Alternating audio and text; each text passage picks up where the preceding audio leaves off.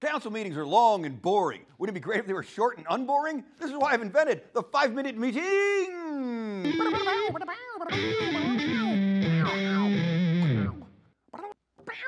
All right, Jan15City Council meeting of January 15th.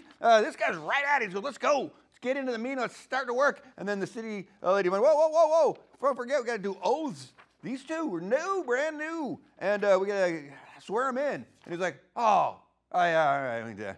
And then they did the oath, and this guy was, oathed in too. So there's 3 new ones. And then bingo, city administrator's report. And she wants to know if the Shakespeare Festival can come talk about the next year's schedule at a council meeting, just check see if that was something they could do.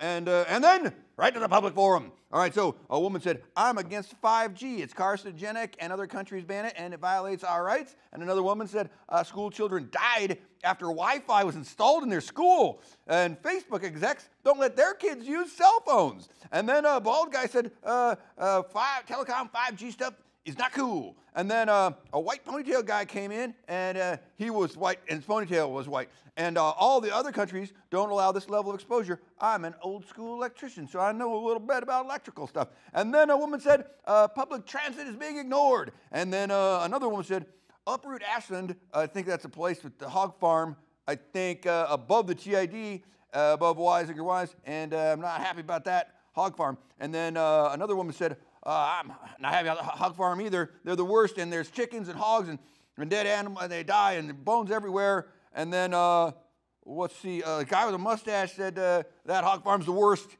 And the crazy gray-haired guy said some crazy long stream of excellent crazy, and then he ended with something about clean energy. And then an uncrazy white-haired guy talked about the LID right-of-way from Waterline to Ivy from 1999, and needs to be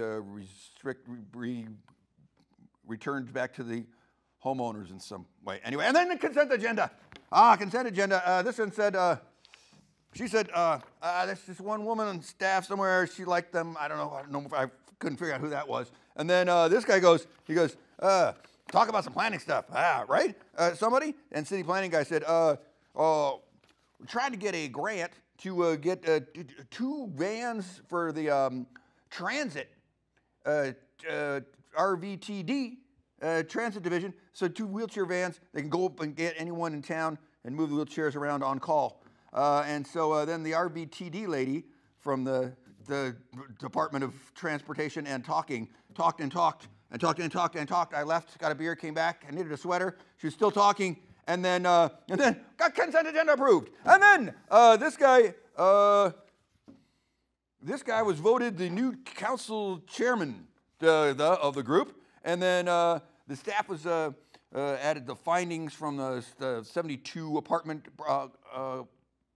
complex approval, and they just added that to the meeting. And then she said, and you 2 new people, you're allowed to vote on it, but let's say you didn't pay attention because you weren't in the council. So do you want to recuse yourselves? Don't you? Don't you? Don't you? And they went, yeah, all right, we'll accuse ourselves, I don't care. So they're out, and then they approved the findings from that last meeting about the apartment complex. And then the fire marshal came and talked, and he said he changed a bunch of fire codes. And he talked a lot of fire code stuff, changed some stuff to match the cities to the state, and changed the new wildfire ordinance to match some other thing. The fire code approved.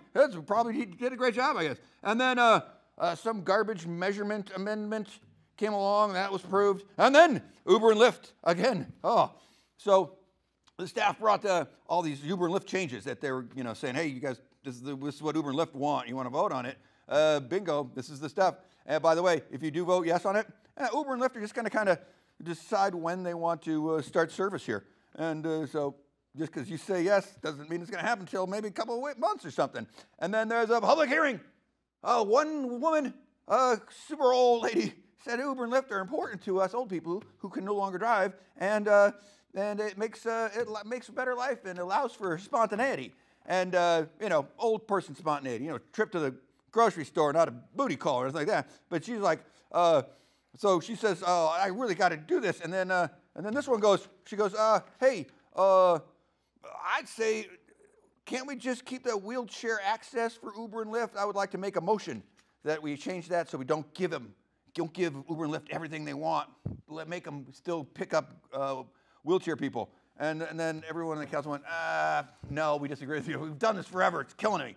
This has got to end. And then they're about to vote, and then this guy goes, these Uber and Lyft, they're bullies. I'm not going to vote for this just because they think they're bullying us, and I am not transferring my high school experience to this situation where I was beat up by bullies, and I'm finally getting back at them by denying Uber and Lyft. I'm not doing that. He didn't say that, but that was the subtext, So he voted no. Everybody else, she voted no. Everybody else voted yes. Uber and Lyft, same rules as Medford. Are they coming? Well, we'll see. And then, bingo, that's the end of the meeting. 5 minutes, you're welcome.